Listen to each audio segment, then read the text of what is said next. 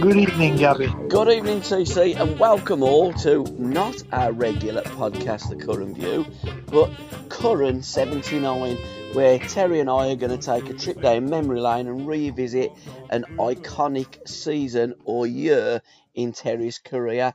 TC, it began at Southampton, so let the story begin, sir. It was a funny year really, because Maurice Setters, who was assistant manager to Jack Charlton, knew I was a Sheffield Wednesday fan, and he asked me to come and join Jack and turn the club around. Possibly could make Jack and myself Sheffield Wednesday legends.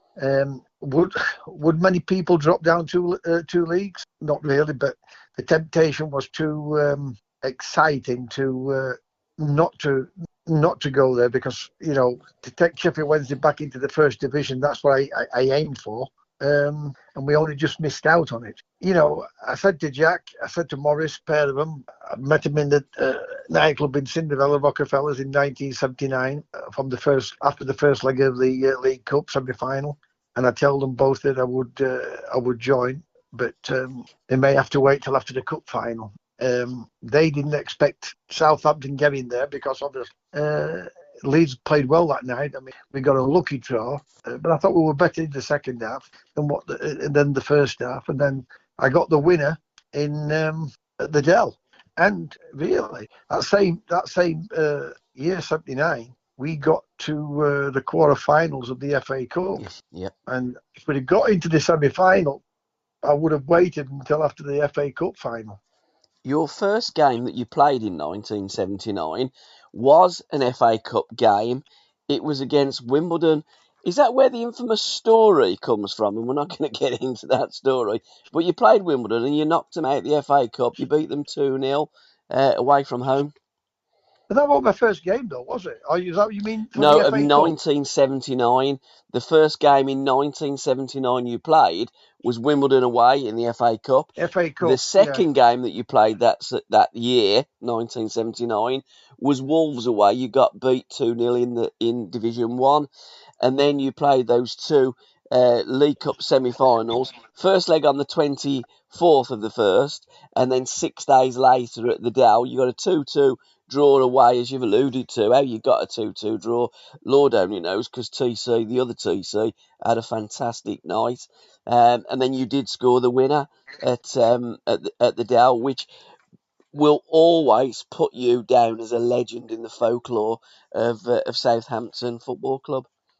Well, it took him to another cup final. Absolutely. Obviously, the first one was the FA Cup, and then the second one was the League Cup final. Yeah. And was winning 1-0 in the first half. Could have got a couple more. Then we lost it for a little bit, and then Southampton came. Then Scots Forest came back and went 3-1 up. We pulled one back to make it 3-2. But all in all, Forest deserved the win. But yeah, it was a funny time with Wimbledon, like Luton and Leeds. I've always played well against Leeds, even for Huddersfield and other teams when we played Leeds and that, So Wimbledon, as you know, were the most dirtiest team. Yes. I have seen. They're going about Leeds United, but Wimbledon was the most dirtiest team I had seen or played against. But I had some shenanigans with not only with the players, but some of the with one of the girlfriends or the wife of one of the players down at Wimbledon. I don't want to go too much deep into it. Again, no, we will steer clear of going too far or deep inside a Wimbledon player's girlfriend. In 1979, there was 18 number ones. Village People were the first. It was a hangover from 1978. And we're going to be talking later about the song that was number one on the day that you demolished, or your team Sheffield Wednesday demolished Sheffield United. But that's a little bit later in the podcast. Some things that also happened in 1979. Thatcher is elected Prime Minister. Russia invade Afghanistan. Sony released the Walkman, and Mountbatten and 3 others were assassinated. We'll go on to another load of political situations that happened in 1979 a little bit later. Oh, and by the way, inflation was 17% in those days, and a gallon of petrol was 79 pence. Yeah. I mean, how times change, but in terms of countries invading countries, that doesn't seem to change much. No. You played against Derby in the league, Ipswich Town, and then you had a tricky tie on paper in the FA Cup for Southampton, away against Preston North End. Have you any memories about that 1-0 win there at Deepdale? Well, after the semi-final at Leeds, Yeah. We travelled up to Blackpool, right, to play Preston on the Saturday in the FA Cup. I remember it was such a late night that night, getting through to the or getting a great result at Leeds, and if we could beat Leeds at the Dell, then we'd be playing at Wembley. So one or two of the lads were still having a few drinks on the bus all the way up, but there was plenty of snow around at that time. Leeds had got undersoil heating, so that did help to keep the game on. So we travelled up to Blackpool the following day to stay overnight. I remember Paulie saying, "Come on, we'll go down and see Brian London." I said, "No," I said, "we've got a game tomorrow. I don't want to be going out." I was still only a young lad. I mean, Baldy was coming to the end of his career. But he climbed down the drain pipe and he went out. And he said the game would be off. As it happens, the game was off. So we missed out.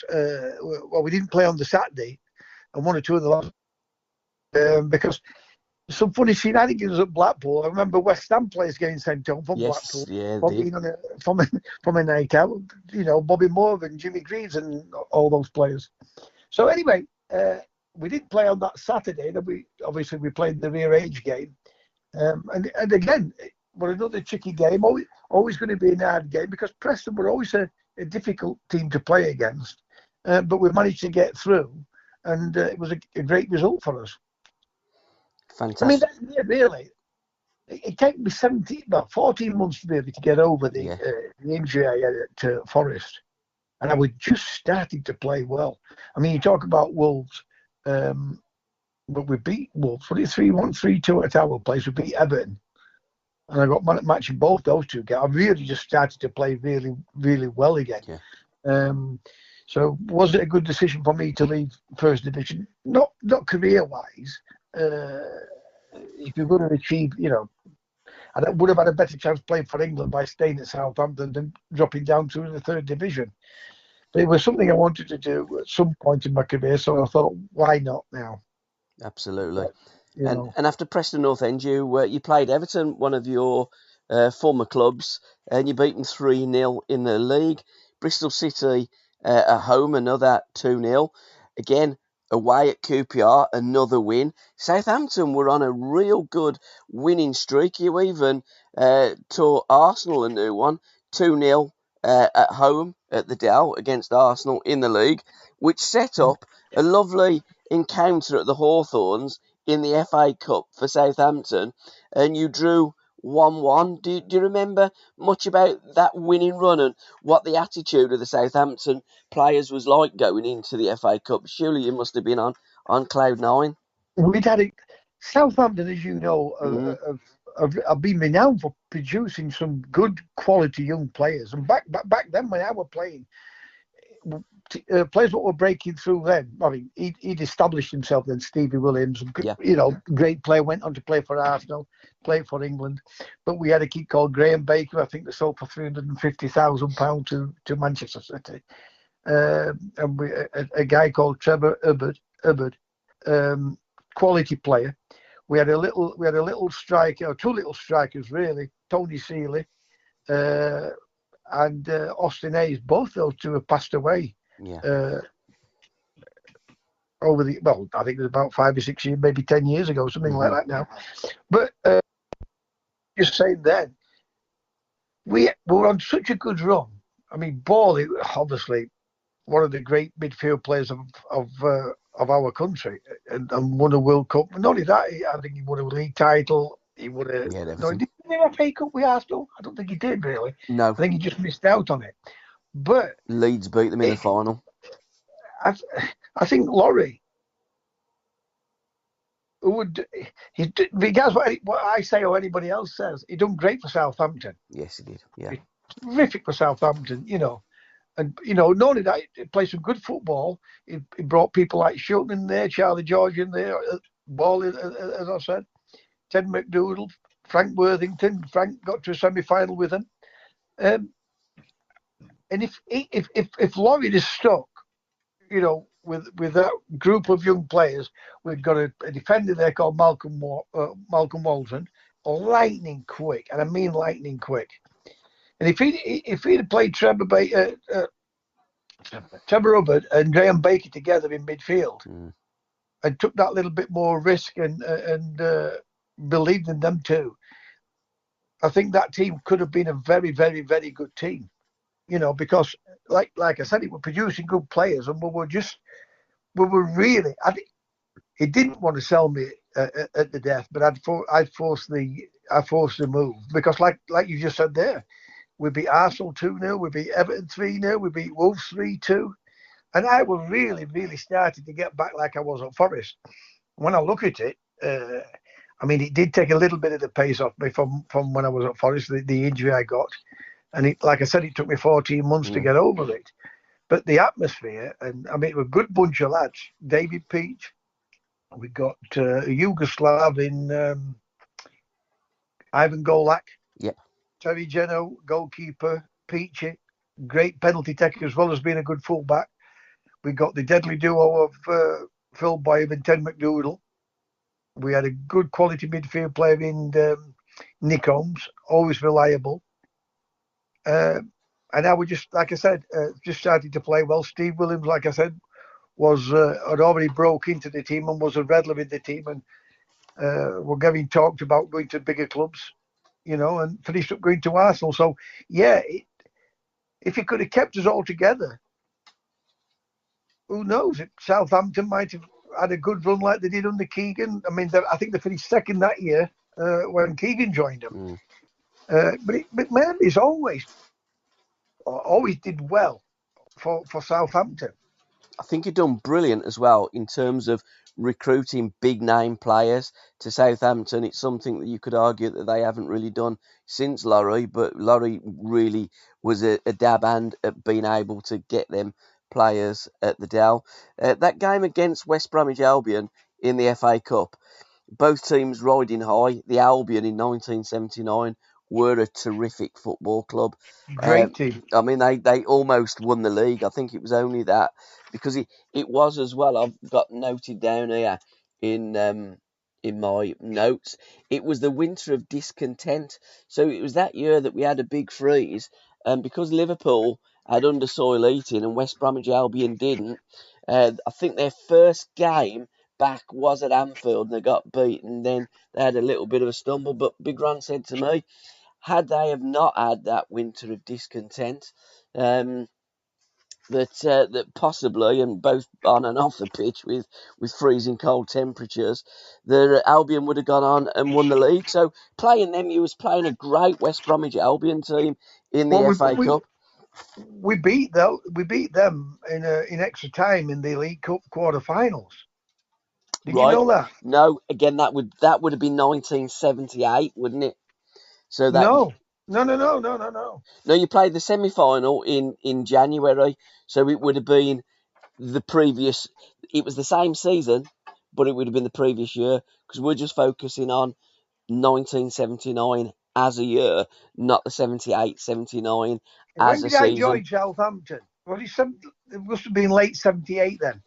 Yeah, but what I'm saying is, Steve, what we're doing is focusing on the year, not the season. So, yeah, you did beat West Bromwich Albion in the League Cup, but it would have been earlier in the season, so therefore it would have been in 1978. Not 79. No, Right, not. right. It would be in the same season, but not in the year that we're going to be focusing on. Because when you were doing about, because I remember we beat them. I think it was in extra time, but obviously that was 78. But going back, they were a good team, like you Yeah, they said, were. very very good team. Gary Owen were playing for them. I'm sure he was. But Peter Barnes, uh, fullback Derek Statham, and I know Derek didn't like playing against me because obviously I was one of those players. Even if I lost it, I would always go back. And even if they kicked me, I'd always go back. Yeah. And I always try to tell Jock this the same thing: run at people with pace, and that's what defenders do not like. Not even defenders, even managers didn't like. Because you're going to put pressure on their team. But again, another great team, and under Ron Atkinson, they were a great team and came so close to winning the title, like you said. Probably favoured Liverpool with him having that under soil eating, obviously being the bigger club and having the experience of winning trophies over the years. So it didn't work in their favour. They're having the freeze and then missing games. And then what happens then? You accumulate games and you play too many games in such a short space of time. Absolutely. And it just takes it out of you, regardless what people think. So It just takes it out of you. it has to tell you. So you could say with the Albion beating them in the League Cup and knocking them out the FA Cup, it was a bit of a tragedy that they drew you again in the cup competition. And coincidentally, the Bee Gees tragedy was number one when you did knock out Staying alive. West Bromwich Albion, and I Will Survive was number one when you played the final game, the game after that wonderful replay against West Bromwich Albion at the Dell.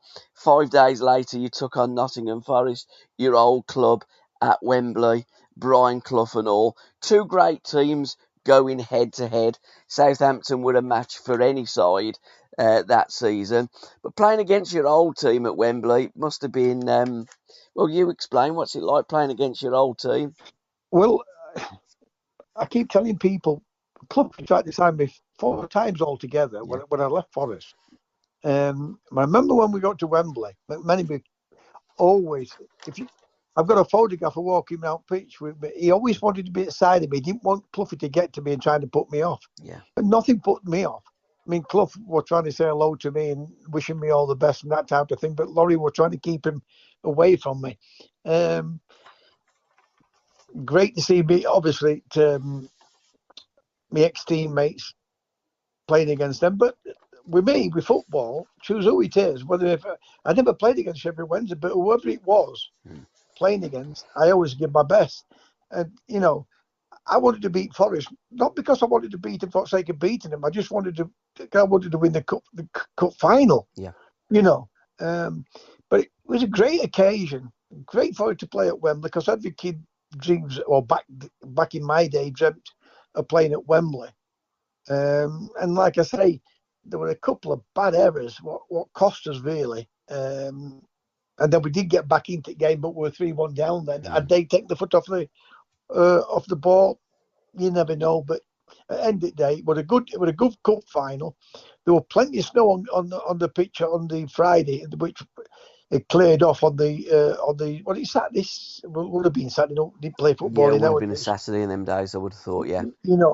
But we could have gone at half time 2 or 3 up, we could have done. But again, Forest turned it on for 20 minutes, and in that 20 minutes, they really put us under pressure, and we made 3 mistakes. Because when you look at the goals itself, they weren't great goals. They were great for Forest, but they weren't from our defensive point of view, they weren't that good. I mean, we had started playing football on a Sunday, but I do think it was a Saturday kick-off. And in my notes here, I've made a schoolboy error. I've put Notts Forest. It is, of course, Nottingham Forest. And Well, the Nottingham Forest the fans go bam if you call them Notts. Yeah. Oh, don't they just? So you got beat to Nottingham Forest at Wembley. Borley, because you didn't have medals in those days, you was given tankards, and Borley put a lump of grass, didn't they, in your No, you got a little medal. Oh, okay. You got a medal and a tankard. Yeah. Yeah, you got a medal and a tankard. That's what you got. Yeah.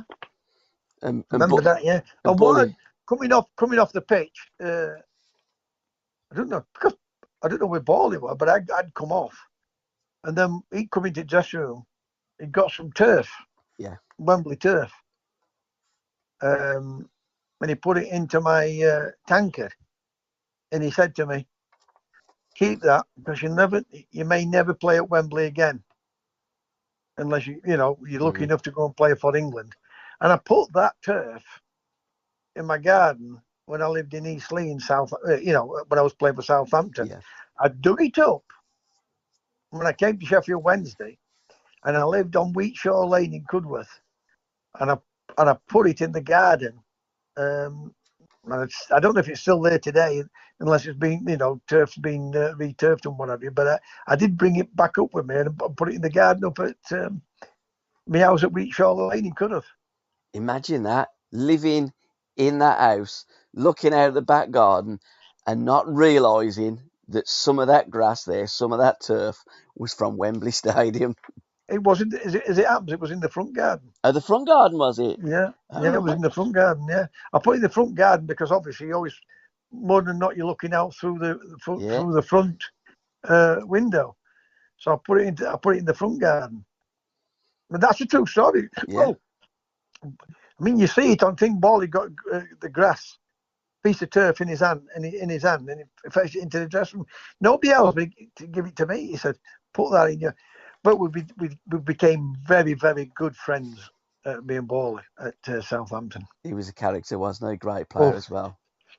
He begged me not to leave. And a great one-touch player as well, wasn't he? Bally. Oh, what was he? 31, 32, 33, and to see that one-touch football from him, how he moved it quick, made angles, fabulous, absolutely fabulous guy, right down to earth and all. Came from a similar background to me. Yeah. No airs and grace on him, and he just loved people. He did love people. He didn't love Arsenal though. He left Arsenal. You played Arsenal on the 19th of March, FA Cup 6th round. You drew 1-1 at the Dell, and then they took you back to Highbury and beat you 2-0. Did you play in both of those games? No. I'll tell you what happened in those two games. Yeah. Can you remember the Dell? Yeah, all the fans won't remember the Dell. When you came out at the corner at Yeah. the bottom end of the ground. So that's with the goal. That's with the Tebby Price. What's his second name? He'll come to me in a bit. Is it? It'll come to me. Dave Price. What was his? Dave Price. Was it Price? Dave Price. Yeah. Terry Geno had come to the near post. I don't know who it were, but Geno clips the ball onto the crossbar. 11 times out of 10, that drops over the goals. Yep. It ran across the crossbar, drops this side of the goal, and Dave Price put equalise. I think it was about 80th minute. That, if you check that up, I'm not far wrong. Yeah. About 80th minute. And then I don't know why he left me out in the replay. I hadn't got a clue why he left me out, but I knew there was something going off because Bally pulled me. He said, "Listen, I've seen Alan Hinton here, and Alan Hinton's been asking me about you." He said, "You don't be going to America at your age, right?" And so I met Alan Hinton in Bally's room, and we were trying to get me to go to America. McMenemy had agreed a fee. I mean, I always put it down to Bally that because McMenemy didn't like me being with Bally. And then he changed his mind. For some unknown reason, he changed his mind and he offered me a 3-year contract. But we go to Highbury and we get beat 4-1. 2-0. Was it 2-0? Are you sure? Yeah, that's what it's got down there, yeah. In the replay? Yeah, got beat 2-0 in the replay. I thought we got beat 4-1 there. I'm sure he played Manny Anuzeski to mark Liam Brady and left me out. Right. So it was tactical. Yeah. Yeah, He went he tried tactical. to. He was concerned about Liam Brady. Yeah. I mean, he did that with Manny when we played Leeds with Tony Curry. I think that was in the league game. Trevor Francis, I think he at Birmingham. No, he can't have been. He'd gone to Forest then. He would have. Trevor left Birmingham in the February of 1979. So Yeah, earlier in that season, you would have played Birmingham. Yeah. yeah. Well, he played when he played Dib to mark him out again. I mean, I played in those games. Yeah. It was just that Arsenal game. I don't know whether it was because of that, because we didn't. They were so unlucky to get a draw at our place. You know, it's just one of those games. And Arsenal went on to beat Man United 3-2 Yes, they did. in the final. No, yeah, 3-2. 3-2, yeah. Yeah. I think Man United came back. Alan Sunderland scored the winner. Yes, he did. It was a great cross by Graham Ricks. Ricks, that's right. Gary Bailey just couldn't get his fingers to it, and Alan Sunderland slid the winner in. It was a 5-minute final, wasn't it? The game itself wasn't particularly good, but the ending of the FA Cup final in 1979 was fantastic. Was you into movies, TC, in those days? Was you into the films? Yeah, I used to go to, a lot of footballers did. Yeah. You know, the Thursday, Friday night you go to a film and then back home, put your feet up. Yes, I was into films in those days. Yeah. What else was you into in those days as a young? How old were you? Did you say you were about 24, wasn't you? That 23, season? I think, Yeah. something like that. 23. I remember meeting Oliver Tobias. He was in those John Collins films. The Bitch and the Stud. In Tramp, yeah, the Bitch and all that. Yeah. I remember meeting him down in Tramps with Borley. I was a Clint Eastwood fan. Got ya? You know, but Bond. I like obviously Bond, what have you. But also it's music. Like anybody, like any young lad, you know. I like horse racing because I go horse racing with Borley. So yeah, like any normal young lad, into music and into films. Superman the movie come out in 1979, as did Rocky 2, Alien, Kramer versus Kramer, and The Deer Hunter. 2 great films. I weren't into Superman. I think these Supermans are a lot better than the old Supermans. Yeah, I must admit, I've never been into that. Kramer versus Kramer, that was a great film. And Deer Hunter, De Niro, I think that really elevated his career, didn't it? Again, I'm not sure with films. I'm not big on my films, but it was a big move that took you from the first division to the third division. Terry Connor, flipping heck, I can't get my word out. TC arrived on the 1st of April 1979. But your new teammates, there wasn't on a particularly good run. They'd played Exeter City, drawed 2-2. They beat Peterborough 3-0, and then they got beat by Watford. And I think your first game then would have been Mansfield, wasn't it? Did you come on a sub against Mansfield in a 2-1 home defeat? No, I came on a sub at Watford. Right, okay. Came on a sub at Watford. I'd signed on the Thursday. Got ya. Late Thursday night. Yeah. Well, it's a late Thursday night. 5 o'clock, the deadline's on. That's when the deadline's finished back in my day. Yeah, it did, yeah. First game was Mansfield. I'm sure that was a cup game. I've got it here as a league game. Was it a league game? I've got it down as a league game, yeah. About 10,000 people there, I think, something like that. 12,000 people. Yeah. So it just shows you how Sheffield Wednesday dropped down into third division, and the gates had dropped appallingly, you know. But they just had a good cup run prior to that, you know, with Arsenal. They had a mammoth FA Cup run 5 with games. Arsenal. I know I mean, I remember as a kid, unbelievable. I mean, it was all the pictures and stuff were in the Shoot magazine. Did you used to buy Shoot magazine, by the way, too? Because you were in it quite a bit in them days, and Goal. Yeah, I was in it a lot. Yeah, you were. Magazine. I used to nearly get that man of the month award, you know, for third division player. I got a load of those. the match. I remember the game being on television, fans throwing snowballs at Jack cleaning pictures, made me laugh at times at Jack. But yeah, there were great games. I went to the replay at Leicester. And to listen to the rest of this podcast, head on over to www.patreon.com/SRBmedia. Thank you.